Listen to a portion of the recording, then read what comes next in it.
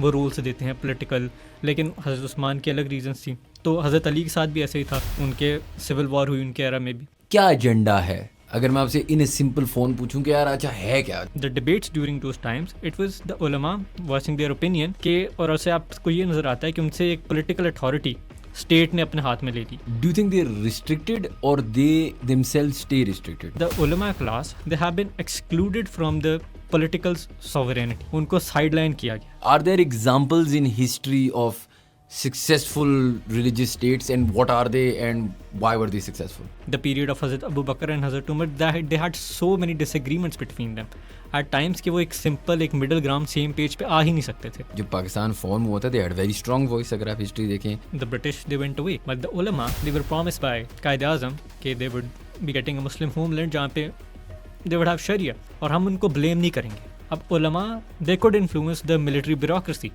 जो उन्होंने किया। मुझे जो रिपब्लिकन पॉइंट ऑफ व्यू होता है ना, उसमें अक्सर आप एक यूटोपियन स्टोरी सुना सकते हैं। डेमोक्रेट्स क्या करते हैं, आपको एक रियलिस्टिक या एक पेसिमिस्टिक पिक्चर दिखाते हैं। फिर फेथ की ज़रूरत क्या, और फिर in terms of world orders and civilisation where this material causality it can not be the entire picture. आज की तारीख में अगर हम पाकिस्तान की बात करें तो वो Khan literally and figuratively been on that white horse. उसको हमने वर्चुअस कैसे करना, उसको बेहतर करना है, उसको बेहतर करना, जिस तरह अब हम फील्ड मार्शल को बेहतर। हाँ जी, अब तो अगर जी, वो लेकिन चलें, उनको कौन बेहतर कर सकते हैं? Imran Khan was that same guy, लेकिन वो उसे कौन इन्फ्लुएंस कर रहा था, दैट्स अ डिफरेंट टॉपिक। लेकिन मतलब उससे पहले आप बेनज़ीर देख लें, ज़रदारी देख लें, अयूब देख लें, एवरीबॉडी हैड अ पीर। हम इसको पॉलिटिकली देखें तो ये भी मुशर्रफ एरा का ही एक तरह से उसको और एम्पलीफाई किया गया। वो आपको बताता था कि किस टाइप ऑफ इस्लाम को आपने एक्सेप्ट करना है और उसको आपने पॉपुलराइज करना है। क्या पहले पाकिस्तानी है या पहले मुसलमान है? What are you picking and how are you picking?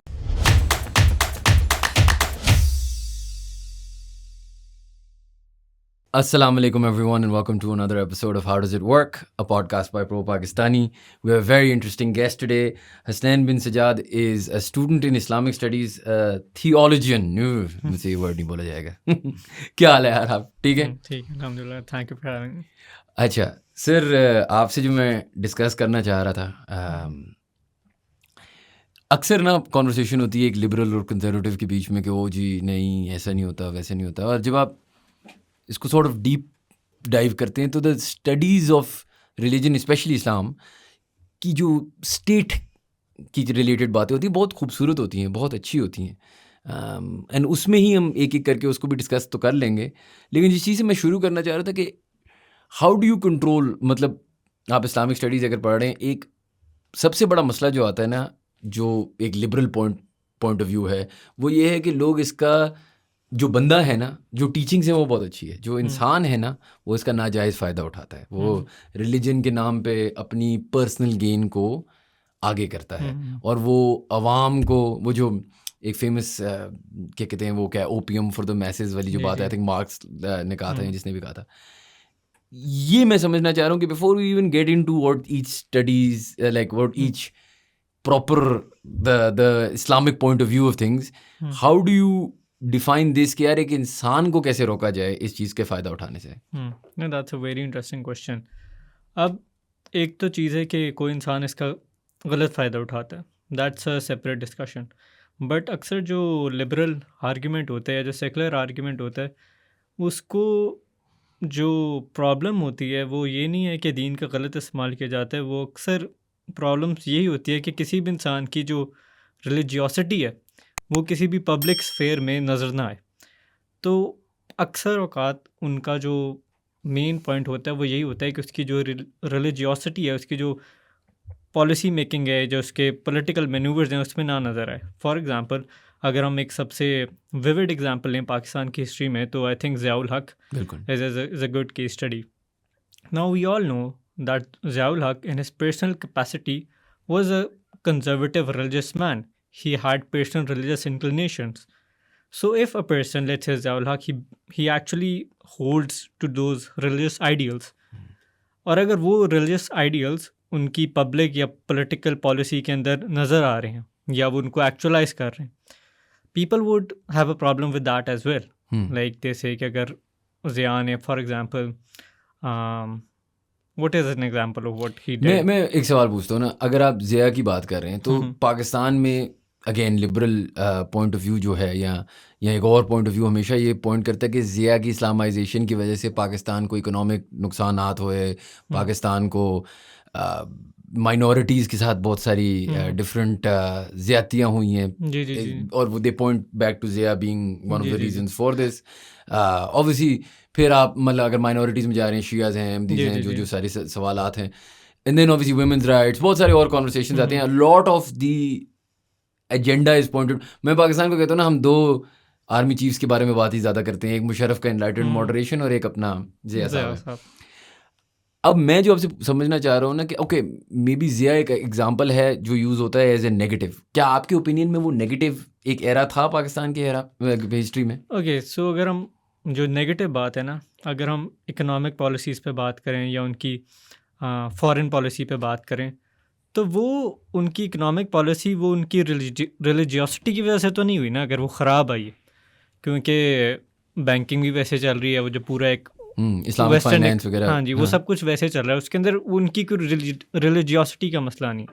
Minority rights yes एक इशू है जो हम कह सकते हैं मिस हैंडल हुआ है, कि उन्होंने जो ज़कात के रेट्स जो फिक्स किए थे या जो और इस तरह की चीज़ें की थी, जो अहले तशय्युअ ग्रुप है वो लोग उसके साथ एग्री नहीं करते थे। They felt like it is being enforced on them the Sunni perspective. तो वो एक चीज़ है कि वो एक आप कहें कि, लेकिन अगेन इस पर भी मैं एक बात लेके आऊँगा, that is not simply the problem of Ziaul Haq, that is simply the problem of anything that gets integrated to the nation state paradigm. उस वो बाय इट्स नेचर ही वो ऐसे हो जाती है कि वो एक हेजमोनिक उसकी एक नेचर डेवलप हो जाती है। तो अगर वो एक लिबरल क्या कहते हैं कोई डिक्टेटर हो या कोई प्रेसिडेंट हो, वो भी यही करेगा। अगर हम अमेरिका की तारीख उठा के देखते हैं तो दे हैव आल्सो क्या कहते हैं एनफोर्स द लिबरल ऑर्डर पूरी दुनिया में, and they have this human rights interventionist policy, जो उन्होंने इट्स लाइक हमें इस पे बात करने की ज़रूरत नहीं है, इट्स सो ऑब्वियस। तो similarly it's not a problem of के गलत इस्लाम इस्तेमाल किया जा रहा है। अब वो यही बात है कि इस्लाम का गलत इस्तेमाल हो रहा है, लिबरल फ़िलासफ़ी का गलत इस्तेमाल हो रहा है, मार्क्सिस्ट फ़िलासफ़ी का वो सोवियत यूनियन में वो भी ये कहते हैं कि गलत इस्तेमाल हुआ है। तो इट्स नॉट कि सिर्फ इस्लाम ही है जिसको यूज़ किया जा रहा है। हर जो भी एक फ़िलोसॉफ़िकल पैराडाइम होता है, जब भी नेशन स्टेट का जो लीडर होता है वो उसको एक्चुअलाइज करने की कोशिश करता है, तो वो एक चीज़ ही ऐसी है नेशन स्टेट पैराडाइम कि उसको आइडेंटिटी कंस्ट्रक्शन का शौक होता है, उसकी सर्वेलेंस टेक्नोलॉजी होती है, उसने कुछ टेरिटरी को ग्लोरीफाई करना होता है और उसको फिक्स रखना होता है। तो आई थिंक वो किसी भी कोई भी जो पॉलिटिकल फ़िलासफ़ी या पॉलिटिकल आइडियोलॉजी होगी वो नेशन स्टेट के साथ ऐसे ही काम करेगी। नहीं, आप बिल्कुल सही कह रहे हैं। ऑब्वियसली देखें, फॉर एग्जांपल वो क्या फ्रेडरिक नीचे को Hitler will miss use for his power, आप बिल्कुल सही कह रहे हैं। लेकिन अगर मैं आपको, since we are talking worldwide, अभी वापस आते हैं पाकिस्तान पे, मैं ये सोच रहा था कि are there examples in history, बेशक इस्लाम ना हो लेकिन एक चर्च एंड स्टेट की साथ साथ काम करना, that have been successful and have been sort of the best possible scenario. So for example अगर मैं इस्लाम की बात करूं तो इस्लामिक स्टेट्स जो पाकिस्तान से ज़्यादा होंगे, ईरान में भी you can talk about, Afghanistan obviously with the Taliban. अगर हम बात करें वेटिकन की, are there examples in history of successful religious states and what are they and why were they successful? Okay so अगर हम हिस्ट्री की बात करें तो हमें एक प्री नेशन स्टेट टाइम पे जाना पड़ेगा, जहाँ पे एम्पायर्स थे रादर देन स्टेट्स थे। तो एम्पायर्स में ट्रेडिशनली क्या होता था, जो पॉलिटिकल स्फेयर होता था ना, जो रूलर होता था, उसका काम बड़ा ही मखसूस सा होता था।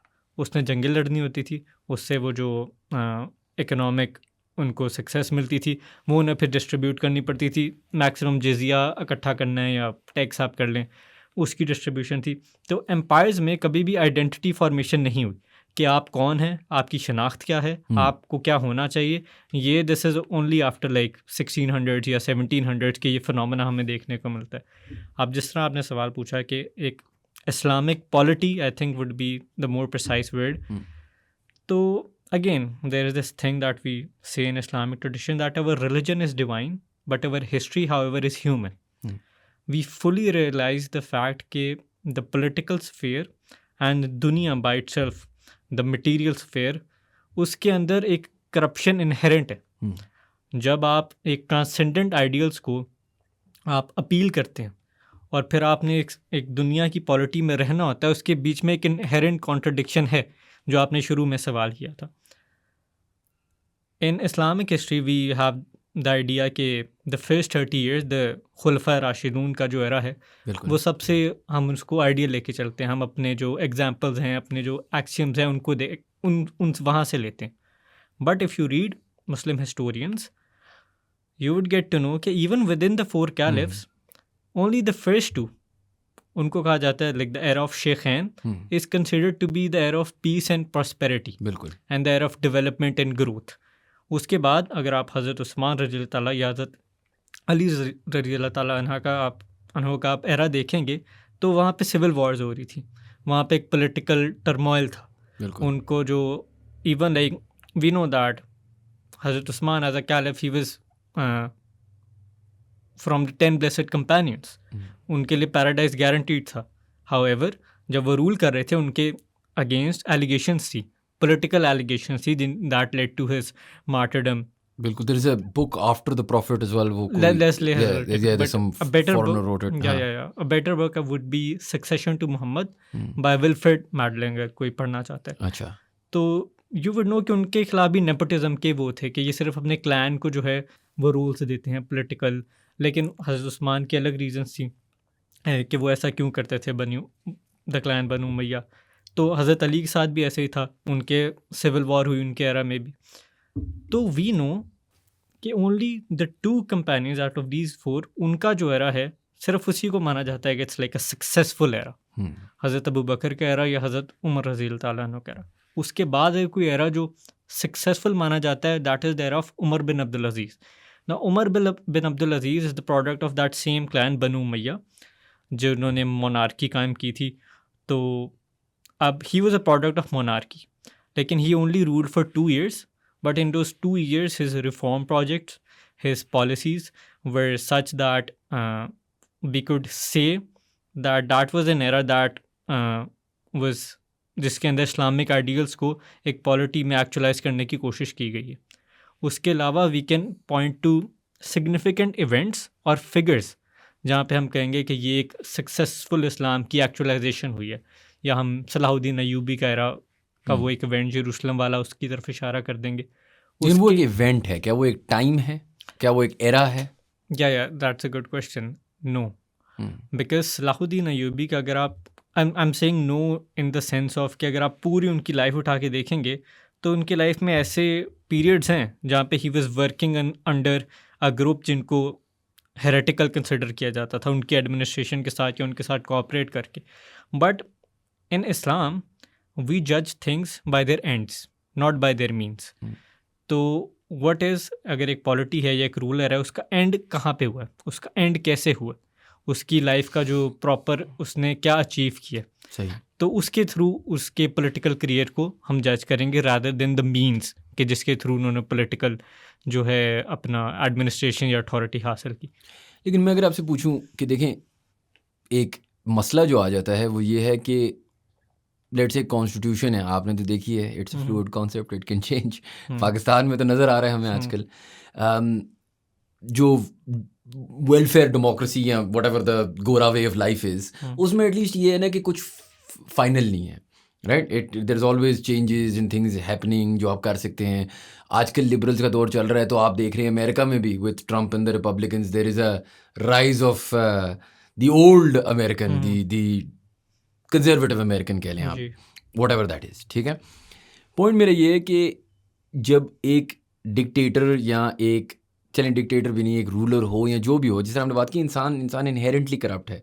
जब उसके पास एक ऐसी चीज़ है कि वो मिसाल के तौर पे इसको एक फाइनल वर्डिक्ट दे सकता है फतवे के ज़रिए या इसके ज़रिए, how ever he may use it, ये फिर बहुत डेंजरस नहीं हो जाता टू द पीपल? बिकॉज अब एक दफ़ा हो गया, जिस तरह हम एग्जाम्पल दे रहे थे, लेट्स से फॉर आर्ग्यूमेंट से एक अहमदी माइनॉरिटीज़ की बात करें, तो अब जब एक सिस्टम क्रिएट हो गया है, तो अब for a long period of time it can be implemented because you have a religious belief behind it ना, जो मैसेज को एक्सेप्टेंस दे रही है वर्सेस मैं आपको अपना 10 पॉइंट एजेंडा बताऊं एज अ पॉलिटिशियन. अब वो 10 पॉइंट एजेंडा मुझे पसंद आए ना आए, रिलीजन में there is emotion, there is there is belief, there is faith. 10 point agenda is just some guy's opinion. आप समझ रहे हैं मेरी बात? बहुत फर्क चीज़ें हैं. इस चीज़ का मतलब फ़ायदा उठाना या इस चीज़ का एक बुरा आदमी फ़ायदा उठाए वर्सेस इस चीज़ का जो इज नॉट, जिस आपने खुद कहा, the concept of nation state is not that old, the concept of being Pakistani is not that old. हम एज ए नेशन ही इतने पुराने नहीं, देन नेशन स्टेट इतना पुराना नहीं है. Religion is something we believe in, is something that is very close to us. तो आपको ऐसा नहीं लगता when it comes to for example education, girls rights, जिस तरह आप अभी अफगानिस्तान में देख रहे हैं ये सारी चीज़ें, कि ये वाली चीज़ इस सिस्टम का एक्सप्लॉयटेशन इस सिस्टम से आसान है? ओके, सो पहले आपने कहा जिस तरह एक लिबरल ऑर्डर है या कॉन्स्टिट्यूशन है वो चेंज हो सकता है, वो अमेंड हो सकता है. If I understand your question correctly, the point that you are raising is कि जो इस्लामिक वो क्या कहते हैं लॉज हैं या फतवाज हैं, उनके साथ डिसएग्री करना is very dangerous. Yes, right, कि आप उसके साथ तो डिसएग्री कर सकते हैं कि कॉन्स्टिट्यूशन है मैं बदल दूंगा, किसी को क्या फ़र्क पड़ता है, इट्स नॉट सीक्रेट, उससे मेरी जान को कोई ख़तरा नहीं है. However on the other hand, अगर कोई भी चीज़ फिक्स्ड है बिल्कुल, और अगर मैं उससे डिसएग्री करता हूँ तो it's like I have to be very hesitant and sometimes I can not even voice my opinion. Now this is again a modern phenomenon I would say, कि अगर आप ट्रेडिशनल इस्लामिक पॉलिटी को देखेंगे तो वहाँ पे multiple groups, different opinions, even the groups that were considered heretical were living together. Again, there were debates having in the courts. मतलब एक oversimplified example दी जाती है the golden age of Islam and all, कि वहाँ पे Harun al Rashid and al Mamun the Abbasid caliphs, उनके courts में different Greeks, Indian, Persian, Sasanian, Islamic, इन सारे फ़िलासफ़र्स की आपस में डिबेट्स हुआ. एक डिबेट कल्चर था वहाँ पे. तो वहाँ पे आके कोई किसी को ये नहीं कहता इसको हम मार देंगे. ऐसे हुआ है हमारी तारीख में, ऐसे भी हुआ है. हमें एग्जांपल मिलते हैं जहाँ पे किसी को एम्पायर, कोई एम्परर ने कोई चीज़ फिक्स कर दी हो कि ये चीज़ हमारी ऑफिशियल क्रीड एम्पायर की, इससे जो भी बंदा डिविएट करेगा they would get punish. But those were exceptions. For example इसका पहला केस हमें मिलता है कि देयर वाज अ कैलिफ, उसने एक क्रीडल पॉइंट था अबाउट कुरान. तो it's these are like debates in इल्मुल कलाम के it was a point about Quran कि ये एक्स ओपिनियन कुरान के बारे में हमारे एम्पायर का ऑफिशियल ओपिनियन. द एंटायर उलमा क्लास में से लाइक आप कह लें 40 to 50% disagreed with that opinion, but उनके ऊपर नाफिज किया गया. और वो जो उलमा क्लास थी उन्होंने उसके खिलाफ रिबेल किया. Imam Ahmad bin Hanbal is like considered hero of our tradition. तो ट्रेडिशनली उलमा देमसेल्व्स वर अगेंस्ट दिस, कि इस ऊपर से एक पॉलिटिकल अथॉरिटी कोई भी चीज़ नाफिज करे. वो इस वजह से था क्योंकि उस एरा में उलमा की एक अपना सफ़ेयर था, एक कम्युनल रिलीजियस सोशल सफ़ेयर था, जहाँ पे वो डिसएग्री कर सकते थे, जहाँ पे वो मेथडोलॉजीज असूल्स पे डिबेट कर सकते थे और एक दूसरे को टॉलरेट कर सकते थे. अगेन इसमें एक्सेप्शंस रही हैं.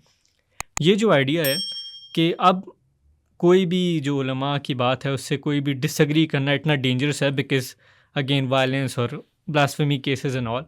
But this is a modern phenomenon. Why? Because the ulama class has been, again this might sound a bit odd, they have been excluded from the political sovereignty. उनको sideline किया गया. And this is again it's an odd view. What I mean by this is कि they have this anxiety within them कि हमारे से हमारा जो sovereign sphere है वो छीना गया. इस पे अगर आप प्रोफेसर शेर अल तरीन की किताब है डिफेंडिंग मोहम्मद इन मॉडर्निटी, या मशल सैफ की किताब है उलमा in contemporary Islam, they look into the cases of this blasphemy के प्रॉफिट्स ऑनर सल्लल्लाहु अलैहि वसल्लम, या फिर the case of Salman Taseer. And if you actually look at the debates during those times, it was the उलमा वॉइसिंग देयर ओपिनियन के, और उससे आपको ये नज़र आता है कि उनसे एक पॉलिटिकल अथॉरिटी स्टेट ने अपने हाथ में ले ली और अब वो सिर्फ स्टेट हैंडल कर सकता है. जो फाइनल डिसीजन, जो फाइनल वर्डिक्ट है वो स्टेट के हाथ में. तो उनके पास उनका sphere administration authority sovereign sphere कोई रह नहीं गया. मतलब अगर उन्होंने अपनी कोई बात मनवानी और उसके ख़िलाफ़ अगर वो प्रोटेस्ट करते हैं तो वो प्रोटेस्ट भी फनाटिकल करार दे दिया जाता है. लेकिन अगर वही सेम प्रोटेस्ट नेशन स्टेट के लिए हो, पाकिस्तानियत के लिए हो, तो वो इतना फनाटिकल नहीं करार दिया जाएगा.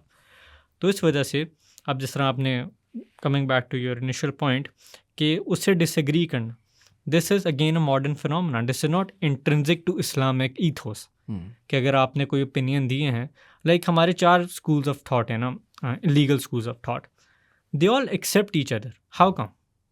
Why did they just randomly accept each other, like the Shafis, the Hanafis, the Malikis, and the Hanbalis? Why do they just like for 1400 years उन्होंने एक दूसरे को एक्सेप्ट किए? क्यों? क्योंकि they knew कि valid difference of agreement क्या होता है. Even among Sahabas, अगर आप उनकी एग्जाम्पल पढ़ें, I always recommend people to watch to study the period of Hazrat Abu Bakr and Hazrat Umar. They had so many disagreements between them at times कि वो एक सिंपल एक middle ground same page पे आ ही नहीं सकते थे. हज़रत Umar used to disagree with हज़रत अबू बकर's पॉलिटिकल पॉलिसीज़. एक जो सबसे मशहूर केस है इट वाज खालिद बिन वलीद कि हज़रत उमर चाहते थे कि इनको मिलिट्री जनरल से हटा दिया जाए, but Hazrat Abu Bakr was कि no, I would have him on, and they never came on the same page. Hazrat Abu बकर ने उनको रखा, हज़रत उमर केम, उन्होंने उनको हटा दिया. Similarly, amongst the other companions, there were so many disagreements, differences of opinion on this rule and that rule, and this creedal point, that creedal point, this political philosophy, this political policy. So again, this is a modern phenomenon. लेकिन अगर मैं आपसे पूछूं कि again मेरी religious understanding आपसे बहुत कम है, isn't it true कि we're supposed to follow the law of the land? Isn't that something that Islam teaches us? So for example, आपने बात की कि उनकी कोई स्पेस नहीं है in politics या in government. If that is the law of this land, for whatever reason, मैं ये नहीं कह रहा कि सही है या गलत है, is that then not supposed to be followed? अगर मैं आपसे मिसाल इसका लूँ कि US में भी बहुत सारे आलिम बैठे हुए हैं, बहुत इंटेलिजेंट लोग बैठे हुए हैं, UK में भी बैठे हुए हैं, दूसरी पार्ट्स ऑफ द वर्ल्ड में भी बैठे हुए हैं, जो उनका पॉलिटिकल स्फीयर या डिस्कनेक्ट है वो तो टाइम्स 1000 है ना टू पाकिस्तान. वहाँ पे तो बिल्कुल ही एक डिफरेंट दुनिया चल रही है. जिस तरह आपने खुद का एक लिबरल एजेंडा पुश हो रहा है ऑन चौथे गियर में लगा के, तो क्यों ऐसा है कि यहाँ पे अगर उनको ये फील हो रहा है कि why is it that if the law of the land states कि यार आपका पॉलिटिक्स या कॉन्स्टिट्यूशन या इन चीज़ों से लेन देन नहीं है, तो then why is there a space needed for them to be in it? Okay, so you're right. There is a thing in Sharia, it's called, in fiqh basically, called urf, which is the law of the land, the custom and the culture of the land. तो but उसकी condition ये है कि उर्फ is a source of Islamic law. जिस तरह हम इजमा क्या हम स्कूल में पढ़ते थे, बट बिफोर उर्फ देयर इज़ कुरान, सुन्ना, इजमा, ओपिनियंस ऑफ द कंपेनियंस, क़ियास, समटाइम्स मसलहा एंड इस्तिहसान. Like all of these are there like 7 to 8 अगर हम सारे इंक्लूड करें, और इसमें कोई 6th या 5th पोजीशन पे जाके उर्फ आता है, which is law of the land. ठीक है. The law of the land can be included on areas and fields जहाँ पे जो उससे ऊपर के जो सोर्सेज ऑफ लॉ हैं उनका कोई रूलिंग या वर्डिक्ट नहीं है, जिसमें for example the Quran is silent या द सुन्ना इज साइलेंट या there we do not have practice of the companions on that issue.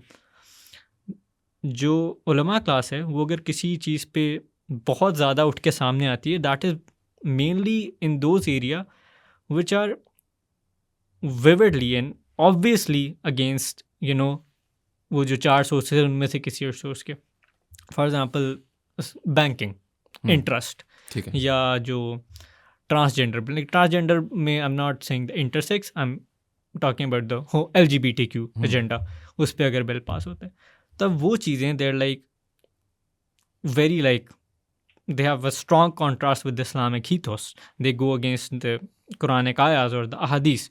तो it is only against those ideals जो उर्फ से जो पहले वाली कुरान या सुन्नत है उनके अगेंस्ट जा रहे हैं, जिनको उनको अपोज करना बनता है, because that is what Quran and सुन्ना demands from them. So then why don't they oppose it in the UK and the US, in Dubai, in other places in the world? Why is it specifically opposed in Pakistan? But that's what I'm trying to understand. Yeah. Okay, so this can be answered from like 2 perspectives. एक कि the ulama class would say कि Pakistan we got this country in the name of Islam. Again, we can go into the debate कि what did Jinnah want and all. हाँ वो तो चलो. Yeah, but in UK they say like we only come here because America, UK and these European countries have bombed the hell out of our countries. Like we have come here to take shelter and to build our careers, because these people, they have exploited our lands, our natural resources. They have completely destroyed our economies. So they think that it is their right, in a sense, not just ulama class, all of the people from the global south or the third world countries. They think because they have exploited us, like we are not here to exploit them, it's their responsibility now to like give us some shelter.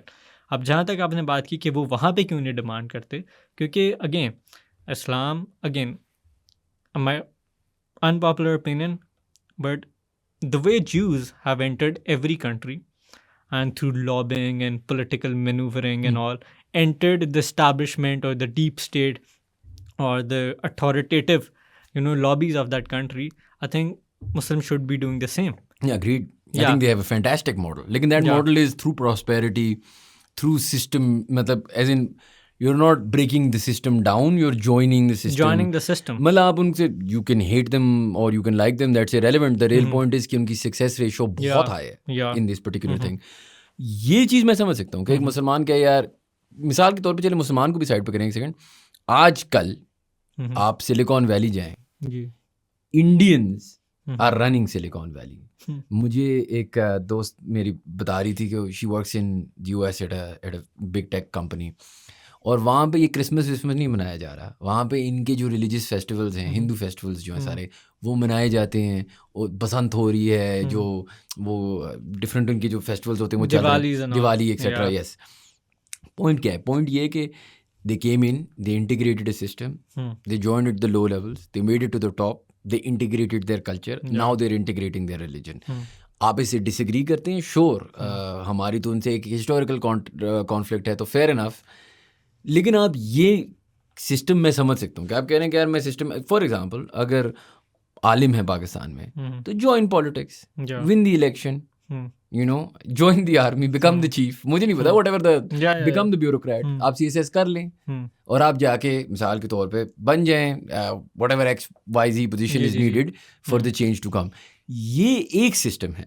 एक और system है कि हम बोले कि नहीं, because we have felt XYZ is wrong, we are going to now voice our opinion in an aggressive or non-aggressive way depending on the situation. ठीक है. अब मेरा सवाल ये आ जाता है ना कि how do you take away the emotion from it. मतलब मैं एक इमोशनल इंसान हूँ, नेचुरल है, मैं गॉड फियरिंग हूँ, मैंने जन्नत जाना है, मेरी ये सारी चीज़ें हैं, मैं तो सुनूंगा ना. एंड माई आलम is sort of my explanatory figure to heaven, to being a good person. He's in a very strong position in my life, right, or in anyone's life. तो इस चीज़ को मैं वही कह रहा हूँ ना कि आपने जिस तरह एग्जाम्पल दिया, जूस वाला is a good example, but what do you do, why aren't we doing this, why are we doing it the other way?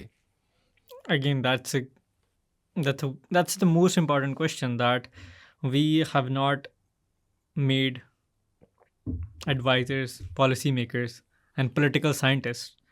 We have only restricted the ulama to like a ritualistic understanding of Islam. Do you think they're restricted or they themselves stay restricted? मतलब are they in a position, मतलब अगर आप देखें जब Pakistan form हुआ था, they had a very strong voice. अगर आप हिस्ट्री देखें,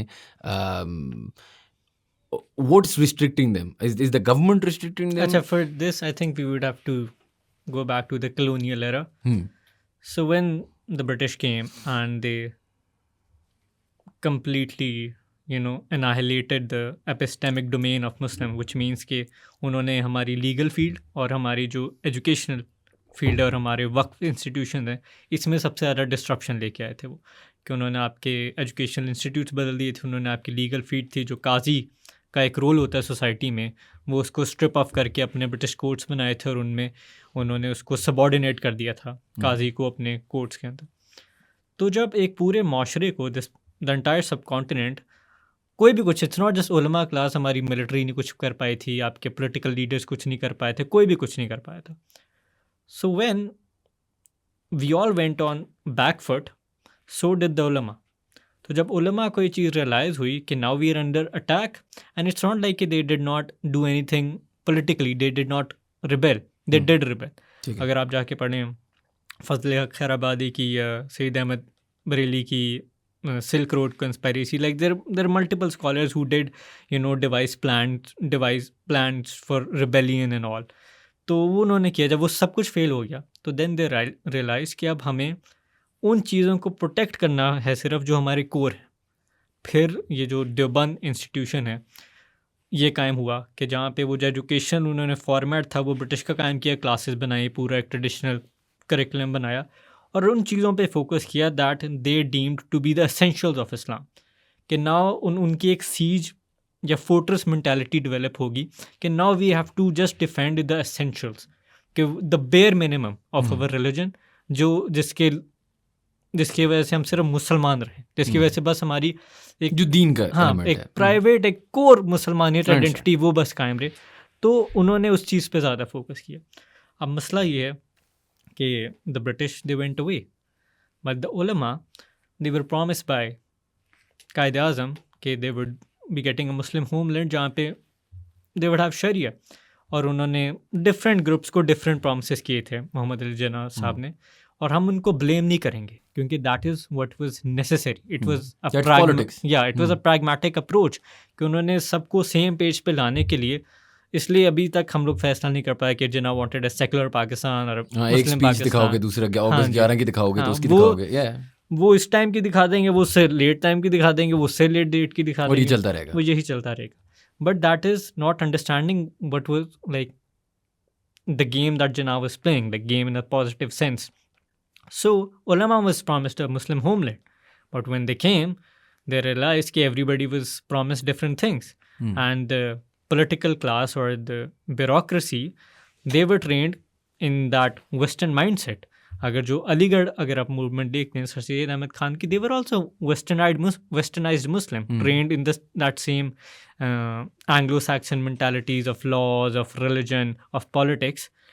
तो जब वो इस मुल्क में आए तो वो आते साथ ही उलमा क्लास के पास वो एक पॉलिटिकल अथॉरिटी नहीं रही। They were sidelined, and not only they were sidelined but our political class, Fatima Jinnah साहिबा, शी वाज आल्सो, तो हमारी जो एक डेमोक्रेटिक क्लास है या जो पॉलिटिकल क्लास है वो भी साइडलाइन होगी, उलमा भी साइडलाइन हो गए।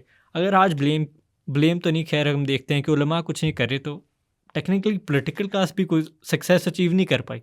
आपके मुल्क में कितने इलेक्शन हैं जो फेयर एंड स्क्वायर हुए हैं? 70s वाला सिर्फ, ठीक है, या आप इक्के दुक्के ही हैं मैक्स। वो जो 7-8 वाला इलेक्शन है वो देख लें कि जो रिलेटिवली फेयर इलेक्शन हुए हैं, तो पॉलिटिकल क्लास भी कुछ नहीं कर पाई। तो कलोनियल एरा से पाकिस्तान बनने के बाद अब तक सबका ही सेम हालत, सिवाय a certain class which is the establishment या the military bureaucracy, only they are the ones in the ruling corridors of power. अब उलमा का काम बंदा ये कह सकता है कि they could influence the military bureaucracy, जो उन्होंने किया। With Zia. They got Zia and they got other ISI chiefs और military chiefs as well, like Javed Nasir साहब थे, ठीक है, या मिर्ज़ा असलम बेग साहब थे, आई बिलीव, कि who had that उम्मैटिक या that Islamist approach, जिसको हम Islamist कहेंगे। What is the Islamist approach? So Islamist, interestingly, is a term that is coined by the Zionists, but we have embraced it. It's basically a Muslim who is politically charged. ठीक है। So that is what an Islamist is. And what's the, मतलब आपने कहा ना कि उन्होंने चले late से जिया से बात की या जिससे भी बात की ISI चीफ से, क्या एजेंडा है?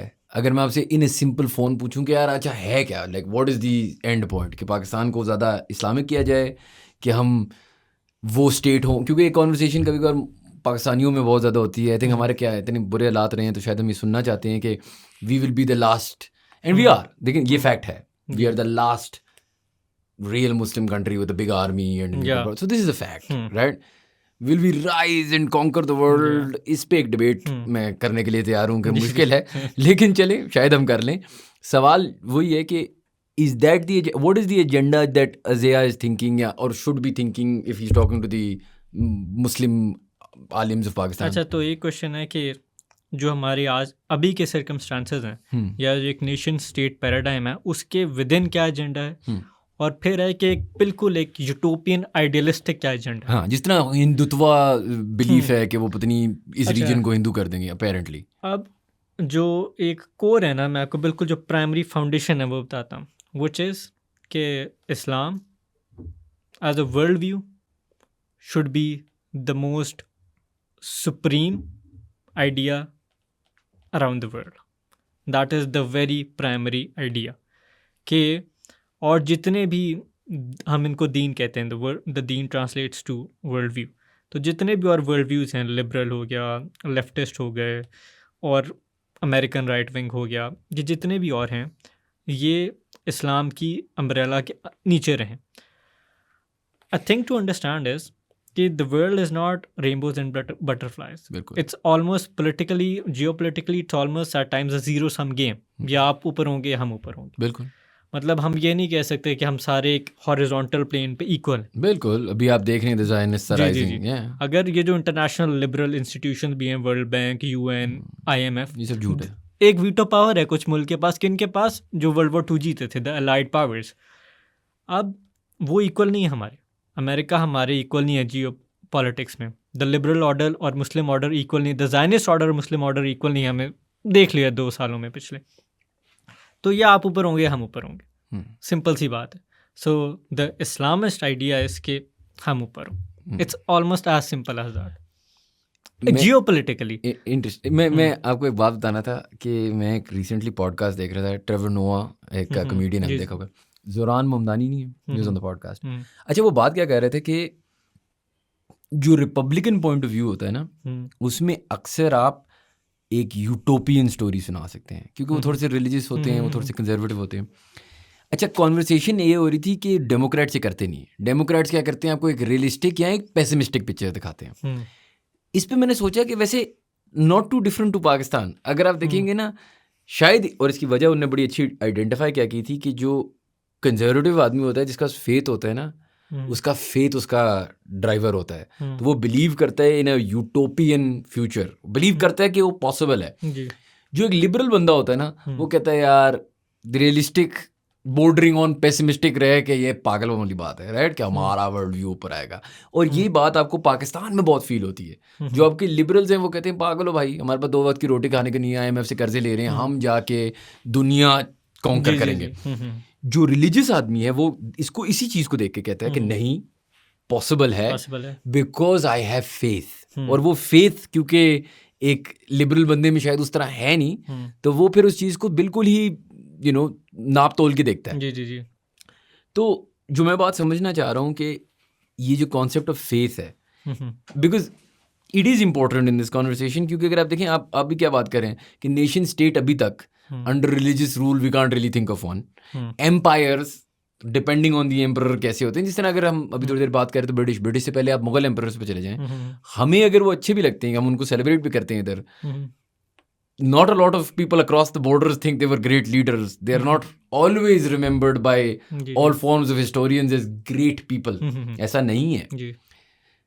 मेरा पॉइंट ये है ना कि you are still believing in something being possible. Is that only because of faith, या is there a logic to that faith? Okay, so yes, I think the binaries you've put it very well. Okay, the liberal man, he thinks of everything in a very realistic या pragmatic utilitarian उसकी approach होती है. और जो एक faith based approach to civilisation and world order होती है, उसमें एक एंड पॉइंट पे आके एक जंप होगा फेथ का, कि वो एक आपको शायद रिलीजियस एक ब्लूप्रिंट भी दे दें, बट उसमें वो जो एक होता है ना, एक इंशाल्लाह वाला एलिमेंट वो होता है. It all boils down to the world view, जो एक इस्लामिक वर्ल्ड व्यू और the liberal world. So the liberal world view thinks of the entire universe as an enclosed system. They think of the reality as an immanent reality. There is nothing beyond it. I'm talking about particularly a liberal and a secularist worldview, जो कहता है कि there is no transcendent order. दुनिया ही है, और दुनिया को जो एक material causality है कि हम ऐसे करेंगे, ऐसे हो जाएगा, ऐसे करेंगे, that is the entire picture.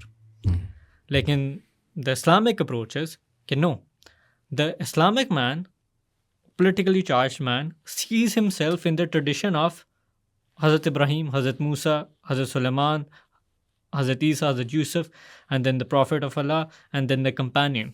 So when that man sees himself in that legacy, और वो जो legacy है कि जहाँ पे David takes on Goliath, बिल्कुल विद अ स्लिंग, या हज़रत इब्राहीम अलैहिस्सलाम अलोन ही, और हज़रत मूसा अलैहिस्सलाम बिल्कुल अलोन ही fights an entire empire. Battle of Badr जिस तरह है जी, द बैटल ऑफ बदर, 300 men against 1000 men, then later 1000 against 3000. बिल्कुल तो जब अपने आप को इस लेगेसी में देखता है जहाँ पे जो मटेरियल कॉजालिटी है उसका एक 80% के बाद उसकी नज़र में इट ब्रेक्स डाउन, क्योंकि फिर वो फेथ आपका पूरा करना किक है. इन करता है ठीक है, आपने you have to tie the camel, और उसके बाद you have to build that faith कि अब ये कहीं नहीं जा रहा. Like the faith based man would not think कि अगर मेरे पास इतनी आर्मी है तो उसकी इतनी आर्मी है, लेकिन मैंने नंबर इक्वल करने हैं, फिर मैंने वेपन्स इक्वल करने हैं. अगर सक्सेस गारंटीड है तो बुज़दिल भी लड़ जाएगा.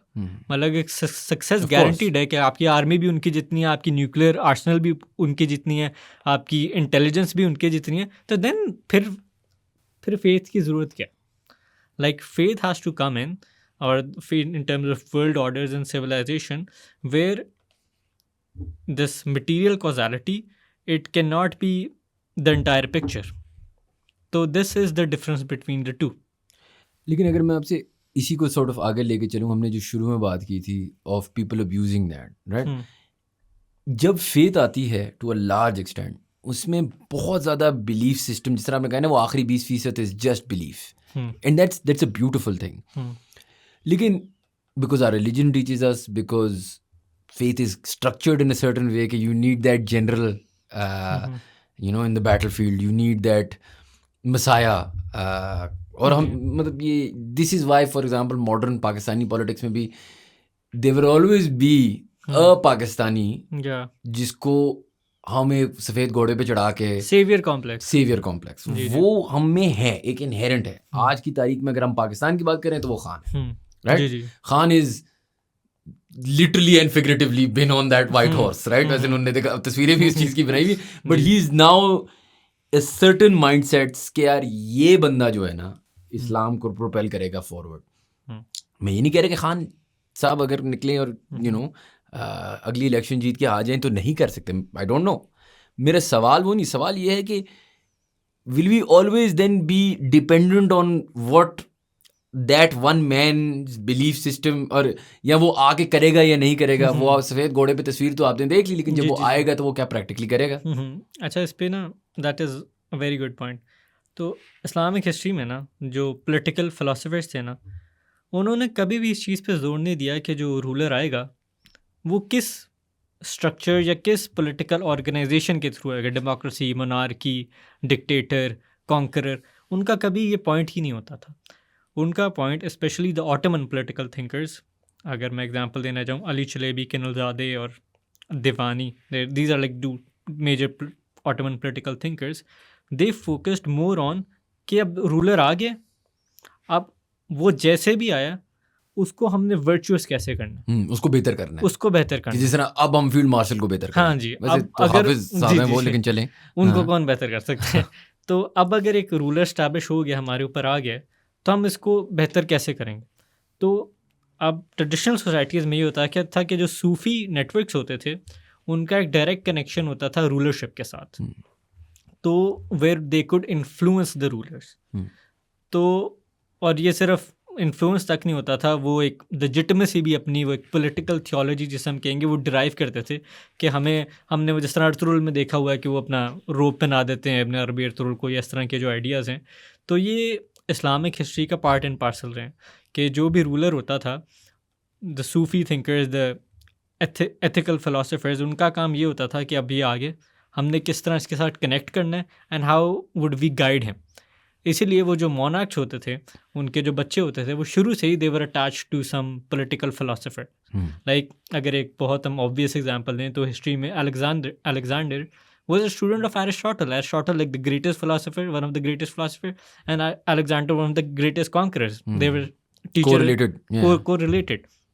So philosophers had always attached themselves to kings, ताकि हम इनको इन्फ्लुएंस कर पाएँ. तो ये एक उनका एक एडवाइजरी रोल होता था, हमेशा अपने आप को पॉलिटिकल अथॉरिटीज़ या उनके साथ अटैच करने का, ताकि वो उनको इन्फ्लुएंस करें. अब आज के दौर में भी ऐसा होता है, पीर होते हैं सारे. हाँ जी, और लेकिन वो पीर होते हैं. अब आप इमरान खान को देखें, अभी वो रिपोर्ट भी जो आई थी, Imran Khan was that same guy, लेकिन वो उसे कौन इन्फ्लुएंस कर रहा था, दैट्स अ डिफरेंट टॉपिक. हाँ, लेकिन मतलब उससे पहले आप बेनज़ीर देख लें, बेनज़ीर ज़रदारी देख देख लें, लेते, अयूब देख लें, जी, जी. एवरीबॉडी इज़ हैड अ पीर. अब वो उसको उनको जैसे भी गाइड कर लें. अब because they were these people, अब इनका अगर हम थोड़ा क्रिटिकली देखें, दे वर modern people, like they were trained in Western academia. Benazir, Imran Khan, Ayub was also military trained वहीं से ही. तो they could not really judge ये religious वाला entire sphere. When they showed an inclination towards religion, वो जिनके हाथ चढ़े उन्होंने जैसे कर दिया. फिर इमरान खान को ये नहीं, वो उसके पास कोई सेकंड ओपिनियन नहीं है. उसको जो उसका मेन जो पीर है या जो भी उनके फैमिली में हैं या उनके दोस्त हैं या कोई भी और लोग हैं, वो फिर जैसे इन्फ्लुएंस कर दें, वही आप जो हम शुरू पे आ गए, वो फिर उस तरफ मुड़ गए. अच्छा, मेरा एक सवाल है, हम थोड़ा सा ऑफ टॉपिक जाएंगे अभी, लेकिन अभी आपने थोड़ी देर पहले बात की सूफीज़ की, राइट, इन सूफीज़म. अच्छा, मुझे थोड़ा सा ये समझाएं, आप एक इस्लामिक हिस्ट्री तो के स्टूडेंट हैं, पाकिस्तान, इंडिया, इस सब कॉन्टिनेंट में जो मुझे समझ आई है, एंड कुछ ख़ास मुझे पता नहीं है, कि यहाँ पे हमने पहले ऑर्थोडॉक्स इस्लाम जब आया इधर, तो उस तरह फैला नहीं जितना जब वो सॉर्ट ऑफ सूफीज़म का शेप एंड फॉर्म लिया था. Why is that? Is that because it's closer to the subcontinent's roots and because it's a little different to Orthodox Islam? या what was it about Sufism जो यहाँ पे बड़ा pickup किया इस पार्ट, क्योंकि अभी हम पीर्स की बात कर रहे हैं, सूफीज़ की बात कर रहे हैं, so how does that work here? Why does it work here so much? Again, I think the distinction आपने ड्रॉ की है, Orthodox Islam and the Sufi Islam, this again is a modern distinction. Traditionally ये exist नहीं करती थी. Traditionally the Sufi Islam was just Islam. Like that was Islam. वही होता था. एक ही बात थी. वो एक ही बात थी. ये जो अभी रिसेंटली सेक्टेरियन अगर हम डिबेट्स में ना आ जाएं, तो जो ऑर्थोडॉक्स इस्लाम है, इसको यूजुअली कहा जाता है द देवबंदी या अहले हदीस इस्लाम. उसको हम ऑर्थोडॉक्स इस्लाम की सुन्नी मुसलमान बेसिकली. जी, सुन्नी मुसलमान की जो एक इमेज है. और सूफी इस्लाम इज़ मोर लाइक बरेलवीज की बड़ी एक्सटेंडेड फॉर्म, या वो रूमी, या वो रूमी शायर सुनते हैं अपेरेंटली वहाँ पे, पता नहीं बस पोएट्री ये वो सब होता है. आई डोंट नो, मतलब मैं टू बी ऑनेस्ट मैं कुछ कहना नहीं चाह रहा, मुझे पता नहीं है, लेकिन मैं जो समझना चाह रहा हूँ. अब अगर हम इसको पॉलिटिकली देखें तो ये भी मुशर्रफ एरा का ही एक तरह से उसको और एम्पलीफाई किया गया कि वो जो अमेरिकन रैंड कॉर्पोरेशन इंस्टीट्यूशन था, वो आपको बताता था कि किस टाइप ऑफ इस्लाम को आपने एक्सेप्ट करना है और उसको आपने पॉपुलराइज करना है, और किस टाइप ऑफ इस्लाम को आपने जो है उसको आपने बैक सीट पे रखना है. तो वहाँ पे फिर ये अगेन सरप्राइजिंगली रैंड कॉर्पोरेशन से आता था कि रूमी या इकबाल साहब की भी कुछ ख़ास नज़में उनको ज़्यादा आप बढ़ाएं चढ़ाएं, लेकिन ट्रेडिशनली वो ऐसे रहा है कि वो जो सूफीज़ रहे हैं वही इस्लाम होता था. अब अगर इस जो हमारा सब कॉन्टिनेंट है यहाँ पे इस्लाम आया है, तो वो जो सूफी लेके आए हैं, अगर हम अली उस्मान हजवेरी साहब की बात करें, ख्वाजा मोइनुद्दीन चिश्ती की बात करें, तो वो एज सूफीज़ नहीं आए यहाँ पे, वो एज रिलीजियस स्कॉलर्स आए. अगर ये हम दाता साहब की बात करें, तो he was a religiously trained proper scholar. He was not just like a guy who just sits in a room and writes poetry and all. And similarly, all of these Sufi saints, they were primarily scholars first and then Sufi saints. तो ये जो यहाँ पे आया है, जब जिस time यहाँ पे इस्लाम आया था, उस टाइम वो ऑर्थोडॉक्स ही था. वो बाद में जाके उनसे ऑर्थोडॉक्स छीन के उनको सूफी कर दिया गया. चलिए sir, in the interest of time मैं आपसे सिर्फ एक आखिरी सवाल ही पूछूंगा, and then I let you go. आप मुझे थोड़ा सा walk me through this problem, ठीक है? आपने भी बड़ी खूबसूरत बात की, खूबसूरत है या नहीं है शायद लोग मुझे ये वर्ड नहीं यूज़ करना चाहिए, लेकिन आपने एक बात की चले about the systems the Zionists are using. अब आपको ज़ायनिस्ट बुरे लगे, अग्रीड, जी, सिस्टम अच्छा है, मीन्स बेहतरीन, मतलब the way they are the media machine, the intellectual machine, the constitutional machine, they have now got into the machinery of the world. खूबसूरत तरीके से लॉबिंग तरीक़ेकार जो भी है ना, it's the best formula we seen in the modern state era. ठीक है, अब आ जाते हैं हमारे लिबरल कंजर्वेटिव भाइयों पे जो पाकिस्तान में लड़ते रहते हैं, एट लॉगर हेड्स कॉन्स्टेंटली रहते हैं, और एक सोशल मीडिया / असल दुनिया की जंग चलती रहती है इन दोनों के बीच में. अगर मैं आपसे पूछूं, छोड़ दें एक सेकंड कंजर्वेटिव लिबरल को, लिबरल तो चलो एक सेपरेट बंदा है, उसका अपना मसला है. अगर मैं conservative, isn't it more important to first somehow infiltrate the mindset and the lobbying and the system. जिस तरह आपने बात की ना, मसला मुझे ऐसा लग रहा है कि आपकी बात सही है, क्या आपके आलिमों को बॉक्स इन कर दिया एक जगह में और कोने में कर दिया है, मदरसा कल्चर जो भी उसको डीम करके उसको साइड पे कर दिया, सच, बिल्कुल सच जी अब आप साइड पे हो गए हैं.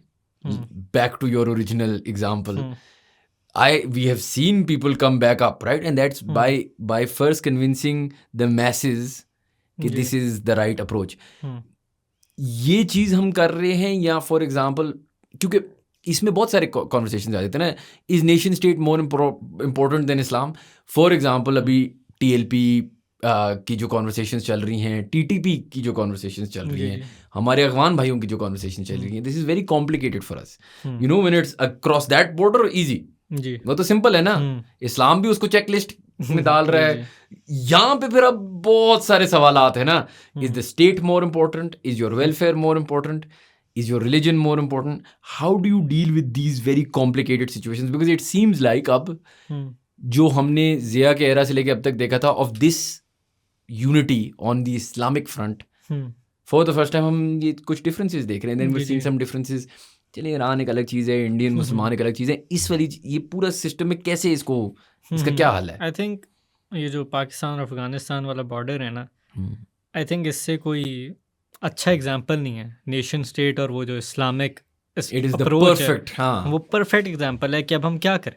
लाइक इट्स ऑलमोस्ट लाइक, मतलब उसका और कोई सोल्यूशन नहीं निकलता except to address this problem कि हमारे लिए नेशन स्टेट पहले है या हमारे लिए इस्लाम पहले है. अब आइडियली जो हमारा बॉर्डर रहा है डुरांड लाइन पाकिस्तान और अफगानिस्तान का, it has been a porous border. बिल्कुल, वहाँ पे आना जाना होता था, कोई इतनी खास चेकिंग नहीं होती थी. And in my estimation that is how it should have been, क्योंकि वो जो लोग वहाँ पे रह रहे हैं, इट्स एन आर्टिफिशियल बॉर्डर. उनका आधा कबीला इधर है लाइन के, आधा कबीला उधर है. और वो क्यों हुआ है? वो इस वजह से नहीं हुआ है कि कोई सीक्रेट ऑर्डर आया है. वो एक अंग्रेज़ ने लाइन बना दी. अब आपकी पूरी ज़िंदगी इस आइडेंटिफिकेशन पे बनेगी कि वो इंसान, वो लोग जिन्होंने आपके बाप दादा को कत्ल किया, अब वो आपकी आइडेंटिटी का मेन सोर्स कैसे बन सकते हैं? अब नेशन स्टेट हमारी एक हार्श रियलिटी, हमने इसके अंदर ही रहना है.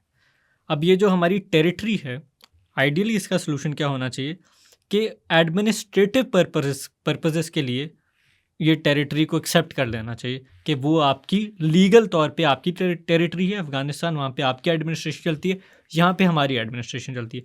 अभी भी हमारा जो मसला अफगानिस्तान के साथ ये है कि TTP आपकी एडमिनिस्ट्रेटिव टेरिटरी के अंदर, जो हमारे मुल्क वहाँ से टेररिज्म फैला रहे हैं हमारे मुल्क के अंदर. अब हमारा मसला कोई एग्जिस्टेंशियल या आइडियोलॉजिकल आइडेंटिटी लेवल के साथ नहीं है अफ़गानियों के साथ. वो चीज़ कुछ लोग घसीट के बीच में ले आते हैं कि ये अफ़गानी हैं, ये ऐसे हैं, ये तो हमेशा से गद्दार रहे हैं. अब वो चीज़ जो आई है वो ख्वाजा आसिफ साहब भी कर रहे हैं और भी लोग कर रहे हैं. That is completely unacceptable in the lens of the Islamic world view. हमारा जो मेन पर्पज़ है वो एक इमेटिक कॉन्शियस डेवलप करना. इमेटिक कॉन्शियसनेस इज़ के us and every single Muslim, whether it be a Muslim in Morocco or France or Afghanistan or Iraq, we are the same people. We share the same ideals. We share the same overall, क्या कहते हैं, teleology, purpose for the world and ourselves. In terms of कि हम जो आखिर अपनी envision करते हैं और जो हम इस्लाम को देखना चाहते हैं दुनिया में, वो हम सबका सेम है. We all have a single common denominator which is the Prophet of Allah. Right, we all agree on it. The problem is, अगर नेशन स्टेट पहले आ रहा है अफ़गानिस्तान के साथ हमारी फॉरेन पॉलिसी के अंदर, तो वो जो नेशन स्टेट की टेरिटरी है, वो जो खींची है आर्टिफिशियल टेरिटरी है, फिर दैट मीन्स कि वो आर्टिफिशियल टेरिटरी आपकी एग्जिस्टेंशियल आइडेंटिटी को ट्रायम्फ कर गई, which is a very absurd thing कि एक आर्टिफिशियल लकीर मैप पे खींची हुई आपकी एग्जिस्टेंशियल आइडेंटिटी, जो एक ट्रांसेंडेंट रेल्म से लेकर आए, ठीक है, जो आपकी दुनिया बनने से पहले की है और दुनिया बनने के बाद भी उसने रहना है, वो चीज़ उसको कैसे ट्रायम्फ कर सकती है? सो अगेन हमारी जो पॉलिसी है अफ़गानिस्तान के साथ, it has to be one of the most calculated things that we should sort out. We can not go completely, जो हमारी स्टेटमेंट्स दी हुई डिफेंस मिनिस्टर साहब ने और लोगों ने, we can not go completely ballistic on Afghanistan. अगर हमने एक जो काबुल पे स्ट्राइक की थी, that was precision strike, right, कि वो सिर्फ एक 2-3 गाड़ियों का वो जा रहा था, कॉन्वॉय जा रहा था, उस पर वो स्ट्राइक थी। तो दीज थिंग्स आर एक्सेप्टेबल। क्यों? क्योंकि वो जो हमारी एक पॉलिसी है कि वो टेररिज्म आपकी ज़मीन से हमारे यहाँ हो रहा है, और इस चीज़ को पहली चीज़ नेगोशिएशन ऑन टेबल सॉल्व करना चाहिए, और ये हमारी एटमोस्ट प्रायोरिटी होनी चाहिए कि हमारी जितने भी with in Muslim nation states या जो with in Muslim brotherhood points of disagreement है, उनको ऑन टेबल सॉल्व किया जाए rather than with swords and micelles. Again, the problem comes कि Afghanistan has been, building ties with India. Now, how do we go about that? कि अगर वो नहीं हमारा वो एक मुस्लिम ब्रदरहुड को कायम रखना चाह रहे तो हम क्यों कायम रखें? Like यही डिबेट्स होती हैं So ना what happens if the state of Pakistan declares all out? चलें war तो नहीं होगी, चलें let's hypothesize here, right? It declares all out war. Now it questions your nation state. कि आप पहले पाकिस्तानी हैं या पहले मुसलमान हैं? What are you picking and how are you picking? I think it depends on doing the proper research and finding out who's at the wrong. The first पहली लेकिन priority रॉन्ग ये भी एक वो नहीं है, ग्रे एरिया। जिस तरह आपने अभी कहा प्रिसीजन स्ट्राइक्स ठीक है क्योंकि हम उनके टेररिस्ट मार रहे थे, यही बात तो हमें हमारे इंडियन भाइयों ने कहा था कि हम तो तुम्हें तो नहीं मार रहे थे, हम तो प्रिसीजन स्ट्राइक्स कर रहे थे टेररिस्ट पे। अब देखिए, मैं ये नहीं कह रहा कि वो सही कह रहे थे, गलत कह रहे थे, मैं कह रहा हूँ रियलिटी जो है ना, हाँ, वो एक आम आवाम को नहीं पता और लगता, जियो पॉलिटिकल जी जी जी जी दुनिया जिसमें हम रह रहे हैं डीप फेक्स के साथ, right, we have no idea what's true, right, it's too complicated क्या हो रहा है। So if that is decided कि it's a gray area and we can never figure out who is at the right, then I think वो ऐसे ही लड़ाई होगी जैसे मेरे घर में या मेरे मोहल्ले में दो लोगों की लड़ाई होती है। लाइक माई एटमोस्ट, मतलब मैं या जो अगर कोई इन्फ्लुएंसिंग स्टेज पे हैं, उनकी एटमोस्ट जो प्रायोरिटी होनी चाहिए वो यही होनी चाहिए, to solve it out, to do their absolute best. मतलब यहाँ हम तो ज़ायनिस्ट के साथ भी चीज़ें सॉल्व करने की सोच रहे थे ना, हमने तो ट्रम्प पीस प्लान भी एक्सेप्ट कर लिया था। हम तो अगर ज़ायनिस्ट के साथ हम टेबल पे आना चाह रहे हैं कि हम इनके साथ कुछ सॉल्व करके 2 स्टेट सोल्यूशन पे आ जाएं, तो why can't we show, although हमें से मिलियन टाइम्स और अफगानिस्तान के साथ हमें शो करना चाहिए जो हमने किया है, हमने वो स्ट्रेंथ वो सब कुछ हिस्टोरिकली शो किया है। तो अगर वो चीज़ ऑन टेबल शो नहीं हो रही, then it's a sad state of affairs. It's like a fight between 2 brothers, and if there is no clear picture कि who is in the right, who is in the wrong, then there's a hadith of the Prophet sallallahu alaihi wasallam कि when a Muslim kills another person and then when they're both fighting, तो they both would be blamed कि any fight within Muslims would कोई एक exempt नहीं हो जाएगा हमारी नज़र में, ठीक है, in terms of कि उसका जो आखिरत में उनके साथ क्या होगा, आखिरत में we would figure out who is at the right, who is at the wrong. लेकिन अगर हमारा पर्सपेक्टिव ये होना चाहिए कि it's a war between 2 brothers and it should be like our utmost priority to like de-escalate it. चलें, I think that's a great place to leave it. बहुत बहुत शुक्रिया यार, आपने टाइम निकाला हमारे लिए। Thank you guys for watching. If you enjoyed our content, please do subscribe to our channel and we will see you for the next podcast.